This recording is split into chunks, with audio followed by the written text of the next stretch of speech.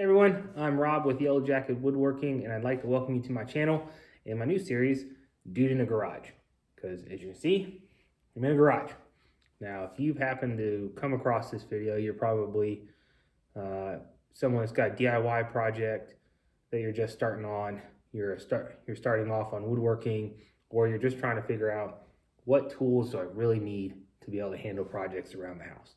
Well, I'm here to share with you the 5 tools that I started off with that helped me get going with woodworking, as well as various DIY projects around the house that I think ultimately are going to be able to get you going in the right direction for a pretty reasonable price. Because as you can see, like I mentioned before, work out of my garage. This is my side business.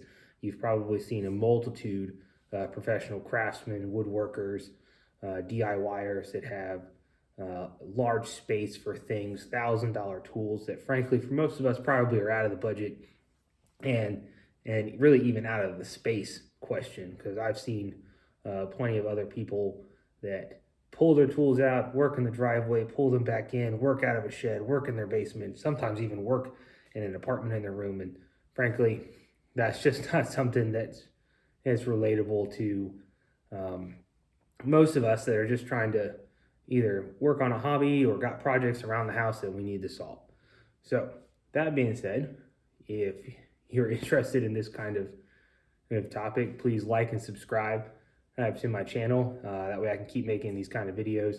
Those just help out everyday people try to get things done, whether it's with woodworking or simple DIY projects around the house. So that being said, let's get into our top 5 tools that I started off with that I think will be able to accomplish almost any DIY project or woodworking basics that you need. The very first one is handy dandy tape measure, right? So doesn't matter what the brand is. It could be Milwaukee, Fat Max, Stanley, doesn't matter, right? Tape measure is a tape measure is a tape measure. Most tape measures go down to the 16th of an inch, and they have this metal tab on the end, right? This metal tab slides back and forth that accounts for a 16th of an inch, whether or not you're pulling when measuring, it'll expand out that 16th of an inch, or if you're pushing in, it will also account for that. If you're just doing simple projects around the house, you don't need a huge one. 16 feet, even 25 feet might be a bit excessive, but whether you're doing DIY projects or woodworking, you always need a tape measure, because it will also not only help out with those projects, but if you need to figure out if this picture is going to fit on a wall, tape measure. If you think that the couch is going to come through the door, tape measure. If you think what you're trying to stick in the back of your vehicle is going to fit, tape measure, right? So the number one tool that every person should have is a tape measure. Now, some people have multiple tape measures, like me, that lose them within their shop, can't find them, so we have a couple of them laying around. Be careful, because every tape measure will measure to a certain point. They have variances between them. So if I have, let's say, my Milwaukee tape measure here, and I also have my yellow Stanley tape measure, though they will go down to the same 16th of an inch, there is a variation between the two of them. And if I start off on the project with my Milwaukee one, and then I move over to my Stanley one, guess what? My measurements are going to be off because the tape measures have variances amongst them. So if you're going to use a tape measure for a project, stick with that tape measure throughout the entire project. That will help with all of your measurements. The second one is a drill. Of course, mandatory. Got to give it a pump. So this one is a Ryobi 1 Plus. And I should mention this, I'm not sponsored by any of these people. It'd be a lot cooler if I was, but I'm not. So these are just tools that I bought, right? I got this one from Home Depot on sale. It came with a driver kit. It was a double one. I got the 1/2-inch impact driver as well as the drill, right? The drill will handle any project that you have around the house. Hanging shelves, putting together furniture, fixing drawers, doesn't matter. The drill, the drill, the drill. Okay. Now, they come in two different types, right? So you have a battery operated drill like this one. They're very portable. However, you're restricted to how long the battery lasts and then how long you have to charge it. The other type is a corded one. Again, restrictions on that one is how far your extension cord is, but you don't have to worry about running out of power. Now, the other part of the drill that a lot of people don't know about or misuse is the chuck, right? So this piece right here on most drills, it rotates back and forth, has a series of numbers from really low, like this one goes down to 2, and it goes all the way up to the drill. So what that does is it controls the torque on the drill. If you have it too high and you're drilling into something like flat pack furniture, you're gonna blow through that piece of furniture. So you wanna have it set really low. That will control the torque that's being applied to that screw. Now, if you're going into stuff like dimensional lumber, hardwoods, walls, right? You can crank that thing up. When I'm doing that, I normally like to keep it around 18 on mine. And then, not to state the obvious or insult anyone's intelligence, but if you're drilling into something, you put it on the drill function. This helps preserve the life of the drill as well as the piece that you're working on. What you don't want to do is have this thing set too high, and all of a sudden you're blowing holes through projects, you're tearing things up, you're stripping screw heads, because there's nothing more frustrating than trying to fix something that was so simple as all I have to do is turn my torque down. The third tool that is, I think, very important is a speed square. So a speed square gives you a multitude of angles, 90 degrees, 45, as well as a series of different angles along this leading edge. And a lot of them come with a ruler along this edge, so you can mark out and trace along pieces of wood. This helps keep things square to a surface, not flat, square. Right, so we have my little sample piece of wood here. Simply place it on the lip. Now I know that this line right here is square to this part, right? And this is where this is. If I need to figure out a different angle, I'm going to use my pivot point that's down here, and I'm just going to simply rotate to the degree that I want, right? So right here we got 15 degrees. So this is not 15 degrees. This is 15 degrees from that 90, okay? And so you can find all sorts of angles, right? And pivot again, go up to 25, 35, right? Just keep on going, and it'll tell you that angle as it goes across. This can also be used in combination with our number 5 tool. So make sure you hang around until I show you how to use this in combination with the other tools.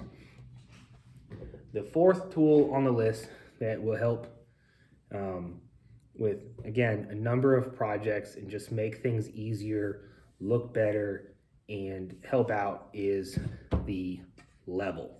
You don't need a huge one. 24 inches will be fine. You can even find smaller ones and little speed levels. But this allows you to, 1, check if something's level. 2, check if something is plumb, right? So this way and this way. Level is this way and this way. But you can also use it as a straight edge. If you are trying to cut a nice straight line and you don't want whatever it is you're using to walk all over the place, you can use this level as a straight edge to help keep your cut nice and straight. So not only does it keep things, tells you if they're level, utilizing our little bubble, tells you if it's plumb, using this little bubble, but can also be used as a nice straight edge to help keep cuts nice and straight. The 5th tool that I think that I got that allowed me to do a lot of stuff was just a simple circular saw, right? I think I picked this one up from Home Depot for like 70 bucks. Or, no, I'm sorry, Walmart, right? Not even Home Depot, Walmart. And I've had this thing for almost 10 years now, right? So, the reason why I say a circular saw, you're probably asking yourself, well, if we're doing woodworking and other projects, why wouldn't we just say a miter saw? 1, miter saws can be pretty expensive depending on what you're getting. 2, they're not very mobile. If you want them to be mobile, you got to buy a stand, you have to buy a base, you have to find some place to put them, right? They're not very convenient for projects around the house. And most circular saws have the ability to adjust the base to cut miter cuts, right? So my circular saw can go all the way out to a 45-degree cut, right? And go from 90 to 45, just like with the speed square when finding different angles. I can do that with the circular saw. It's portable. I can throw this thing on a shelf. It's great for small spaces, small shops, and things that most people probably aren't going to be cutting enough to warrant buying a miter saw. But having a circular saw comes in handy. They're portable. You can store them easily if you're not really doing much besides some DIY projects, and they can do a lot of the same type of cuts that a miter saw can. Not as good, mind you, but enough to get by. Now, I said that I was going to show you how we can combine some of these tools to help with projects. So, you have your circular saw, right? As you can tell, it has a nice little base plate and a place to little notches so you can line up the blade and everything. But when you're cutting through, there is a potential that blade walks and all of a sudden you got this wonky cut that's nowhere close to straight. So, said you use a level to help keep things straight. So you simply just butt the guide, also known as your level, against the base plate of the miter saw or the circular saw, and then nice up and down, nice straight cut, right? For longer pieces, also known as a rip cut. The other way that you can use it is to make sure your cuts are square. So by using your speed square and finding that square along a certain edge, you can then again butt the base plate of the circular saw up against that speed square and run it right along, giving you a nice square cut. So there's my 5 tools that I started off with that helped me through a series of basic woodworking projects as well as DIY projects around my house, because I got, probably like some of you, I got kids, they like to break things, or I need more space for stuff, and so I'm always either building shelves or finding new storage things or having to hang this or hang that, and you want to make things level, you want to make them look nice. So these are 5 tools that I got when I first started off, before I started amassing the conglomeration that is in my shop. On my next video, I'm going to show you a basic woodworking project that you can do in your own home that's a nice decor piece that you can use as a display, you can use it as a tray, but it is a noodle board, or also known as a stovetop comer. So again, if you like this kind of content and want to keep seeing more of these things, make sure that you like and subscribe to the video. Again, if you can think of anything or topics you want covered, please comment in them, and I'll be sure to take everything into consideration and see if we can make a video on it. That way I can keep sharing my experiences from being a dude in a garage versus the experiences of professional craftsmen and woodworkers that may not be so relatable to you.